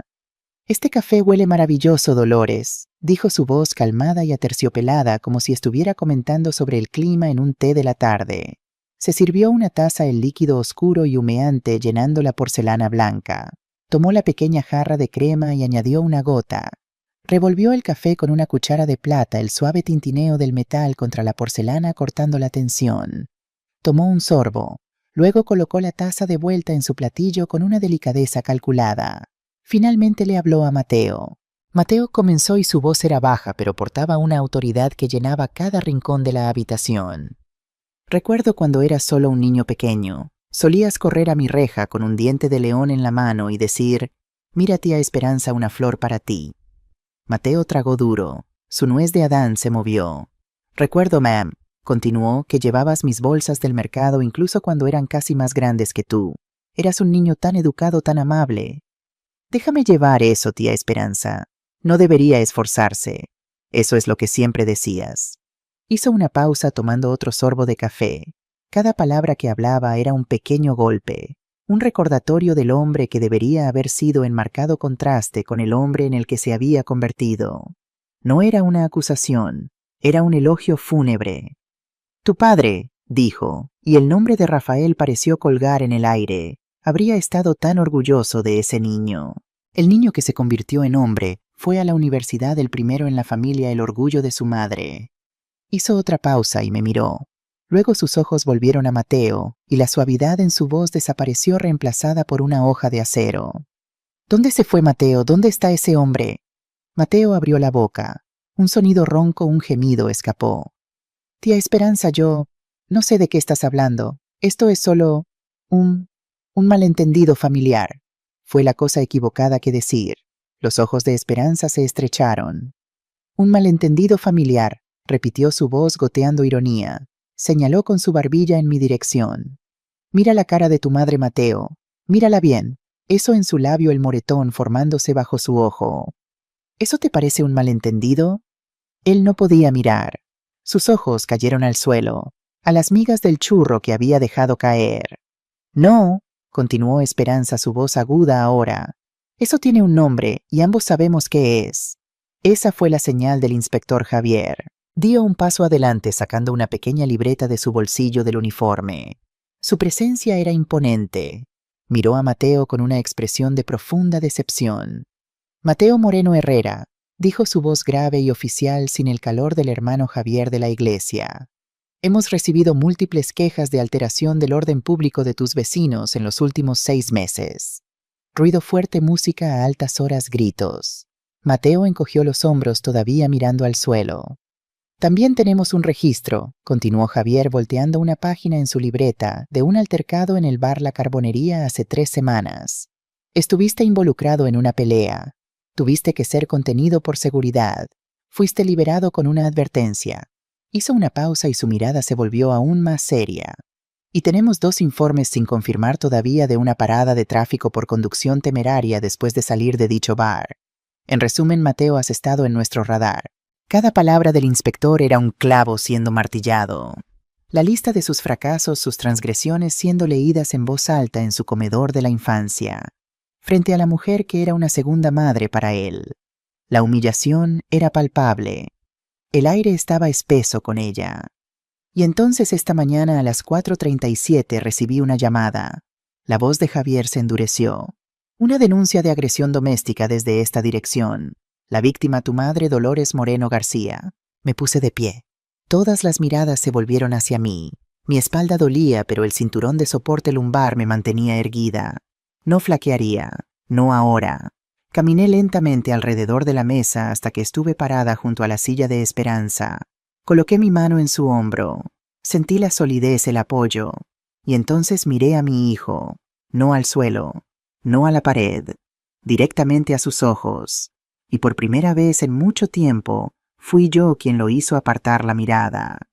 Mateo, comencé. Mi voz era calmada, pero no había calidez en ella. Era la voz de una mujer que había caminado por el infierno durante la noche y había salido del otro lado. Necesitaba que entendieras. Hice una pausa. Había puesto lápiz labial antes de bajar. Un lápiz labial color vino muy oscuro con un acabado mate. Mi sobrina me lo había enviado como regalo desde Barcelona. Dijo que era de larga duración, que ni siquiera se quitaría si bebieras agua. Me lo puse esa mañana por una razón. No quería que vieran mis labios temblar. Quería que mi boca fuera firme, fuerte cuando pronunciara su sentencia. No llamé a estos señores aquí por odio, Mateo. Dije el color del lápiz labial haciendo que cada palabra destacara. Los llamé porque te amo. Él resopló, un sonido de desprecio. ¿Me amas? ¿Llamas a la policía a alguien a quien amas? A veces, respondí sin parpadear, el mayor acto de amor no es proteger a alguien de las consecuencias de sus acciones, es entregarlos a ellas. La habitación volvió a caer en silencio. Lo único que se movía era el vapor que subía de las tazas de café como almas ascendiendo al cielo. La trampa estaba puesta, los testigos estaban en su lugar, la ley estaba presente. Y ahora era el momento de que la víctima hablara. La risa desdeñosa de Mateo colgó en el aire por un segundo, delgada y quebradiza, antes de morir bajo el peso de mi mirada. «¿Llamas a esto amor?», repitió su voz subiendo una octava bordeando lo histérico. «Esto es traición. Me estás entregando a extraños. Esto es un asunto familiar, mamá. Nuestro asunto». «No, Mateo». La voz de Esperanza cortó el aire fría y precisa como un bisturí. Ni siquiera se molestó en mirarlo. Continuó sorbiendo su café como si estuviera discutiendo un asunto trivial de jardinería. Dejó de ser un asunto familiar en el momento en que levantaste tu mano contra la mujer que te dio la vida. En ese instante se convirtió en un asunto comunitario, un asunto legal. Y si puedo decirlo, finalmente dejó su taza y fijó sus ojos en él. Se convirtió en mi asunto. El poder en esas últimas palabras silenció a Mateo al instante. Discutir conmigo era una cosa. Discutir con la jueza Esperanza Ruiz era algo completamente diferente. Cerró la boca, su cara retorcida en una mezcla de ira y miedo. Permanecí parada junto a Esperanza, mi mano todavía en su hombro. Sentí como si estuviera sacando su fuerza, su coraje. Miré a mi hijo, al hombre niño asustado al otro lado de la mesa, y el torrente de palabras que había retenido durante 2 años finalmente encontró una salida. ¿Un asunto familiar?, repetí, mi voz baja, pero cada sílaba pesada con dolor. ¿Quieres hablar de familia, Mateo? Hablemos. Di un paso moviéndome alrededor de la silla de esperanza, acercándome un poco más a él. La familia es tu padre Rafael trabajando de sol a sol en ese puerto. Sus manos cubiertas de callos, su espalda doliendo para asegurarse de que tuvieras libros para la escuela y comida en esta misma mesa. Eso es familia. Di otro paso. La familia, hijo mío, soy yo. Después de que tu padre se fue trabajando como costurera hasta que mis dedos sangraran, y luego ir a limpiar pisos en una oficina en el centro llegando a casa en la madrugada, solo para asegurar que tu matrícula universitaria fuera pagada, para asegurarte un futuro mejor del que nosotros tuvimos. Eso es familia. Mi voz comenzó a temblar no de debilidad, sino de una ira justa, finalmente liberándose. ¿Y tú? Mi voz se quebró ligeramente. ¿Qué hiciste con esta familia? Tomaste el sacrificio de tu padre y mi sacrificio y lo escupiste. Tomaste el dolor de tu degradación, tu frustración, tu incapacidad para enfrentar los problemas de la vida como un hombre y lo convertiste en un arma. Y apuntaste esa arma hacia mí, la única persona en el mundo que nunca te abandonó. Las lágrimas comenzaron a correr por mi cara, pero no me importó. No las limpié, las dejé caer como testigos líquidos de mi dolor. Noche tras noche, Mateo, noche tras noche me siento en esa cocina y rezo. Pero mis oraciones han cambiado. Solía rezar por tu seguridad, por tu éxito. Ahora rezo para que llegues a casa y vayas directamente a la cama sin hablarme. Rezo para que tu veneno no me toque. Rezo para ser invisible en mi propia casa. Me incliné sobre la mesa, mis nudillos apoyados en el mantel de encaje. Has convertido mi hogar en una prisión. Has convertido el amor de una madre en una sentencia. La palabra sentencia colgó en el aire fea e irrefutable. ¿Y sabes qué fue lo peor, Mateo? Continué, mi voz ahora un susurro ronco. No fue el dolor. El dolor físico se va. El moretón se desvanecerá. El labio sanará. Lo peor fue tu silencio después. La forma en que me diste la espalda y subiste las escaleras como si acabaras de pisar un insecto. Tu total y completa falta de remordimiento. Me enderecé. Miré al inspector Javier. Le di un ligero asentimiento. Volví a mirar a Mateo. Te llevé durante 9 meses, Mateo. Te crié, te di mi vida, y el amor de una madre es la cosa más fuerte que tengo. Pero mi amor no requiere que yo sea tu saco de boxeo. Mi amor no requiere que yo sea cómplice de tu destrucción. Y protegerte de ti mismo en este punto es exactamente eso. Es ayudarte a destruirte a ti mismo y llevarme contigo. Mateo comenzó a llorar. Llorar de verdad, sollozos fuertes como de niño. Mamá, por favor, no hagas esto. Iré a rehabilitación, dejaré de beber, volveré a la iglesia, lo que sea, pero no dejes que me lleven, por favor. La ley es clara sobre la agresión doméstica, Mateo, dijo el inspector Javier con voz calmada pero final. No es algo que podamos ignorar. ¿Qué dirán los vecinos?, gimió en un último intento patético de apelar a mi vergüenza. Y fue entonces cuando levanté mi muñeca. Un reloj de oro pequeño y delicado que solía ser de mi Rafael. Lo usaba todos los días. Miré la hora, 8:15. Lo miré y dije, ya no me importa lo que digan los vecinos. He pasado los últimos 2 años preocupándome por eso. Y mira dónde estamos. Hice una pausa dejando que esas palabras se hundieran. A partir de hoy solo me importa una cosa. Mi paz. Y mi paz, Mateo, comienza con tu ausencia de esta casa. Me senté de nuevo en mi silla. Tomé mi servilleta de lino y con manos perfectamente firmes me serví una cucharada de gachas. No iba a comer, no realmente. Mi estómago era un nudo de angustia, pero el acto era simbólico. Estaba reclamando mi vida, mi mesa, mi casa. Esperanza, viendo mi gesto, asintió lentamente. Se volvió hacia Mateo, su cara un desastre de lágrimas y mocos. Tus lágrimas no me conmueven, muchacho, dijo su voz sin una pizca de simpatía. Las lágrimas de un abusador siempre son sobre él mismo, nunca sobre el dolor que causó. Tu madre, al hacer esto, te está dando la única oportunidad que tienes. La oportunidad de enfrentar al hombre en el espejo sin la excusa de la botella, sin el escudo de su fácil perdón. Te está obligando a crecer. Y eso, Mateo, es el mayor, más doloroso y más verdadero acto de amor que jamás recibirás. Se volvió hacia el inspector Javier y dio un ligero asentimiento de cabeza. Fue la señal. El juicio en la mesa del comedor había terminado.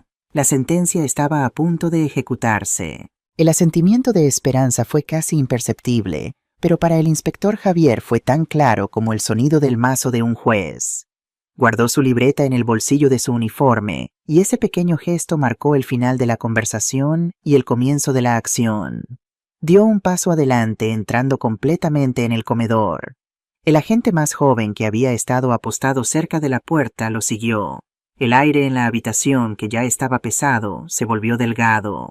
Sentí mi pecho apretarse. Era real. Estaba sucediendo. Mateo, la voz de Javier era formal, desprovista de cualquier calidez. Ya no era el hermano Javier de la iglesia. Era la ley. Por favor, ponte de pie y pon tus manos detrás de tu espalda. El llanto de Mateo se detuvo abruptamente, reemplazado por una mirada de pánico e incredulidad. Miró de Javier a mí y de vuelta a Javier. «No puedes estar hablando en serio», tartamudeó. «Javier, por el amor de Dios, me conoces desde que era niño. Me viste bautizar. Y vas a arrestarme en mi propia casa delante de mi madre». «Te arresto por tu madre, Mateo», respondió Javier, su voz firme e inquebrantable. «Y porque la ley lo requiere. Ahora, por favor, no hagas esto más difícil de lo que ya es». El segundo oficial se movió detrás de la silla de Mateo. El movimiento fue lo que finalmente pareció romper el trance de mi hijo. El pánico se convirtió en rabia. Empujó su silla hacia atrás con un estruendo y saltó de pie, su cara roja de ira. «¡No me toques!», gritó señalando con el dedo al oficial. «Esto es absurdo. Es un asunto familiar. Es mi madre. Peleamos a veces. Todo el mundo pelea». Se volvió hacia mí, sus ojos suplicantes y furiosos al mismo tiempo. «Mamá, diles que paren. Fue solo una discusión. Perdí la cabeza. Diles que no quieres presentar cargos». Todos en la habitación me miraron. Su pregunta colgó en el aire. La última oportunidad para que yo retrocediera. Para volver a ser la madre protectora, la mujer temerosa. Por un segundo mi corazón vaciló. Ver a mi hijo, mi bebé, en esta situación acorralado, desesperado, fue lo más difícil que he tenido que soportar. Estaba sosteniendo un pañuelo en mi mano. Un pañuelo de seda con estampado de magnolias que Rafael me había regalado. Lo había agarrado de mi tocador antes de bajar, anticipando lágrimas. Y ahora lo estaba apretando tan fuerte en mi mano que mis nudillos estaban blancos. La tela delgada estaba empapada no con las lágrimas que había derramado, sino con las que había contenido. Miré a Mateo, a su cara contorsionada, y encontré mi voz. «He dicho todo lo que tengo que decir, Mateo». Mi voz salió baja pero clara. «No voy a mentir por ti. No más». Esas palabras fueron la sentencia final. La cara de Mateo se desmoronó. La ira dio paso a la desesperación abyecta. Pareció desinflarse como si su columna vertebral hubiera sido removida. Sabía que había perdido. «Por favor», susurró su voz rota. «No hagas esto». Javier no esperó más. Con un movimiento rápido y practicado tomó el brazo de Mateo y lo giró. El oficial más joven tomó la otra mano. Y entonces escuché el sonido. Clic. El sonido de las esposas. Los dientes de acero cerrándose juntos. El sonido metálico seco. Mateo dejó escapar un sollozo. Un sonido gutural de pura derrota. No resistió más. Solo se quedó ahí parado con la cabeza gacha, los hombros caídos, mientras el inspector Javier le leía sus derechos. «Tienes derecho a permanecer en silencio. Cualquier cosa que digas puede y será usada en tu contra en un tribunal de justicia». La voz del inspector era un zumbido monótono, la letanía familiar que solo había escuchado en películas y en la televisión. Escucharla en mi propio comedor siendo leída a mi propio hijo era surrealista. Esperanza no se movió. Permaneció sentada, un testigo silencioso y regio. Su presencia un ancla de dignidad en el caos de mi vida. Era la prueba de que no estaba loca, de que no estaba reaccionando exageradamente. Comenzaron a escoltarlo fuera de la habitación. Cuando Mateo pasó junto a mí, se detuvo por un instante. Levantó la cabeza y me miró a los ojos. Su cara estaba mojada de lágrimas. «Mamá», comenzó. Pensé que iba a disculparse, pero no. «Vas a lamentar esto, mamá», dijo su voz baja, llena de un veneno que me heló la sangre. «Vas a estar sola en esta vieja casa con tus viejas cosas. Y vas a lamentarlo». Era una amenaza, el último intento de un tirano de mantener el control a través del miedo. Pero el miedo en mí había muerto esa mañana. «Tal vez, Mateo, respondí mi voz firme sin un rastro de vacilación. Tal vez lamente que tuviera que llegar a esto, pero nunca lamentaré haber elegido mi propia vida hoy. Javier tiró suavemente de su brazo y continuaron caminando. Los vi cruzar el recibidor. El otro oficial abrió la puerta principal. El brillante sol de la mañana inundó el pasillo haciéndome parpadear. No fui a la puerta. No quería ver a los vecinos curiosos asomándose por sus ventanas. No quería ver la expresión en la cara de mi hijo cuando lo metieran en un coche de policía. Me quedé justo dentro de mi comedor. Y solo escuché. Escuché sus pasos en el porche de madera. Escuché la voz de Javier diciéndole algo. Y luego escuché el sonido de la puerta del coche de policía cerrándose. Un sonido hueco y final. Y luego el sonido del motor arrancando, alejándose, desvaneciéndose en la distancia. Y luego el silencio regresó, pero era un tipo diferente de silencio. No era el silencio pesado y opresivo de la madrugada. Era un silencio ligero, vacío sí, doloroso sin duda, pero ligero. Era el silencio de la paz, el silencio de una casa que ya no albergaba miedo. Me quedé parada allí no sé por cuánto tiempo. Mis músculos que habían estado tensos durante horas comenzaron a relajarse. La adrenalina que me había mantenido de pie comenzó a disiparse, y una ola de agotamiento tan abrumadora me golpeó. Mis rodillas se doblaron. Antes de que pudiera caer sentí una mano firme en mi brazo. Era Esperanza. Se había levantado y venido a mi lado. Me sostuvo firmemente. El agente Ortega, que se había quedado atrás, se acercó y sacó una silla para mí. Esperanza me ayudó a sentarme. «Ya terminó, Dolores», dijo su voz suave por primera vez esa mañana. Ya terminó, y fue solo entonces, sentada allí en mi comedor con el olor a café y churros todavía en el aire, con mi mejor amiga a mi lado, que me permití desmoronarme. Cubrí mi cara con mis manos y lloré.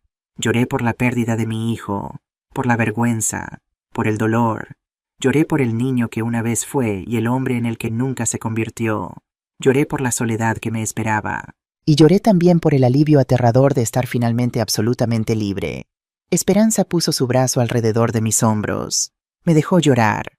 No dijo nada. Solo estuvo ahí firme como una roca. Después de lo que pareció una eternidad, las lágrimas se agotaron. Levanté la cabeza. Me limpié la cara con el pañuelo de seda. Esperanza me pasó una servilleta limpia. Me soné la nariz. «¿Qué he hecho?», susurré. «Lo correcto», dijo firmemente. «Lo más difícil y lo más correcto». El agente Ortega, que había estado parado respetuosamente a un lado, se acercó. «Señora Moreno necesitará venir a la comisaría más tarde hoy para hacer una declaración formal. ¿Tiene a alguien que pueda acompañarla?» «Yo iré con ella», dijo Esperanza inmediatamente. «Mi hermana viene en camino desde Madrid», añadí con voz ronca. «Bien», dijo, «aquí está mi tarjeta. Llámeme cuando esté lista. Y señora, hizo lo correcto. Mujeres como usted que tienen el coraje de denunciar salvan vidas». Incluyendo la suya. Me dio su tarjeta y se fue. Esperanza y yo nos quedamos sentadas en silencio por un tiempo. Ella se sirvió más café. Me sirvió una taza de té. Nos sentamos en esa mesa tan cuidadosamente preparada, rodeadas de comida que nadie había comido. «¿Qué va a pasar ahora?», pregunté finalmente. «Ahora», dijo Esperanza, «comienza tu nueva vida». Los días que siguieron al arresto de Mateo fueron los más extraños de mi vida. La casa de repente se sentía enorme como una caverna. Cada crujido del suelo, cada tic del reloj, resonaba en el vacío que él había dejado. Al principio seguía esperando encontrármelo a la vuelta de una esquina. Esperaba escuchar sus pasos pesados en las escaleras. El sonido de la televisión demasiado alta en el canal de deportes. Pero no había nada, solo silencio. Un silencio que durante los primeros días fue tan ensordecedor como sus gritos habían sido. Esperanza y mi hermana Rosa, que llegó desde Madrid esa tarde, formaron un ejército de una mujer alrededor de mí. Rosa limpió el desastre en la cocina recogiendo los fragmentos de mi jarrón de cerámica con una mirada de furia silenciosa. «Voy a pegar cada pieza de nuevo, Dolores», dijo. «Pero algunas cosas una vez rotas nunca son las mismas». Sabía que no estaba hablando solo del jarrón. Esperanza, por su parte, manejó el mundo exterior. Habló con los vecinos con una versión corta y digna de los hechos. «Mateo está enfermo y requería una intervención seria. Dolores fue valiente e hizo lo que debía hacerse. La familia pide privacidad y oraciones. La palabra de una jueza federal retirada, mi querida, tiene más peso que cualquier chisme de portal. Me hicieron comer. Rosa hizo mis sopas favoritas. Esperanza trajo rebanadas de tarta de boniato, pero la comida no tenía sabor. Me sentía entumecida como si estuviera flotando fuera de mi propio cuerpo, viendo a alguna triste mujer mayor moverse por su casa. Lo más difícil eran las noches. Acostada en mi cama en el silencio absoluto del piso de arriba, sabiendo que la habitación de al lado, la habitación de mi hijo, estaba vacía. Me imaginaba dónde estaba, en una celda fría en la comisaría con extraños, con criminales. La madre en mí gritaba. Me sentía como una traidora. Tenía pesadillas. Soñaba que era un niño pequeño otra vez llorando detrás de barras y yo no podía alcanzarlo. Me despertaba varias veces con la cara mojada de lágrimas. Fue Esperanza quien en el tercer día se sentó conmigo en el porche y me dio la medicina más dura. Dolores, dijo su voz firme pero no sin compasión. Para de torturarte. No lo pusiste allí. Sus elecciones lo pusieron allí. El alcohol lo puso allí. Su ira lo puso allí. Tú solo abriste la puerta para que las consecuencias pudieran entrar. Y solo lo hiciste cuando tu propia vida estaba en riesgo. Tenía razón. Lo sabía. Pero el corazón de una madre no funciona con lógica. Funciona con un amor obstinado, a veces ciego. Esa misma semana di el primer paso para mi propia seguridad. Siempre había sido una mujer que se sentía segura en su hogar. Nunca había cerrado con llave mis puertas durante el día. Pero la amenaza de Mateo en la puerta, vas a lamentar esto, se había alojado en el fondo de mi mente. Llamé a una empresa que vi anunciada en línea e hice instalar un sistema de seguridad. Pequeñas cámaras discretas en los porches delantero y trasero. Una alarma con sensores en las puertas y ventanas. El joven técnico que vino a instalarla fue muy amable. Me mostró cómo armar y desarmar el sistema con un pequeño teclado junto a la puerta. La primera noche presioné los botones y escuché el suave pitido confirmando que la casa estaba cerrada. Respiré un poco más profundo. Era un pequeño pedazo de control, pero era MI Control. Mi sentido de seguridad ya no dependía del humor de otra persona. El segundo paso fue por sugerencia del padre Miguel. Vino a visitarme, me trajo un libro de salmos y habló conmigo durante mucho tiempo. Hermana Dolores, dijo, el cuerpo sana pero el alma necesita un tipo diferente de médico. Me dio la tarjeta de una terapeuta, la doctora Simone Dubois, una mujer especializada en trauma familiar en la comunidad. Dudé. En mi generación no hacíamos terapia. Hablábamos con Dios, con nuestro párroco, con nuestras amigas. Pero el mundo había cambiado, y yo necesitaba más ayuda de la que los himnos podían darme. Mi primera sesión con la doctora Simone fue aterradora. Me senté en su oficina tranquila con sus sillas cómodas y el olor a té de manzanilla en el aire, y no podía hablar. La vergüenza era un nudo en mi garganta. Pero ella fue paciente, no presionó. Solo se sentó conmigo en mi silencio hasta que finalmente empecé a llorar. Y después de llorar empecé a hablar. Y hablé durante 1 hora sólida sin parar. Hablé de mi miedo, mi culpa, mi amor, mi ira. Y ella escuchó. Por primera vez sentí que alguien me estaba escuchando sin juzgarme. Mientras yo comenzaba mi camino tambaleante hacia la sanación, Mateo estaba comenzando el suyo. Debido a la denuncia y mi testimonio fue acusado de agresión. Su historial de alterar la paz no ayudó. Esperanza explicó que por un primer delito de violencia probablemente no tendría una sentencia de prisión larga, pero que el tribunal casi con certeza ordenaría un programa de rehabilitación obligatorio para el alcohol y manejo de la ira. Y eso fue exactamente lo que pasó. Permaneció en la comisaría durante 3 semanas esperando su audiencia. Y fue durante ese tiempo que llegó la carta. Era un sobre blanco sencillo de la comisaría. Mi nombre y dirección escritos con su letra que reconocería en cualquier lugar. Mis manos temblaron mientras la tomaba del buzón. Me senté en mi mecedora del porche para leerla. El sol de la tarde era cálido en mis hombros. Abrí el sobre cuidadosamente.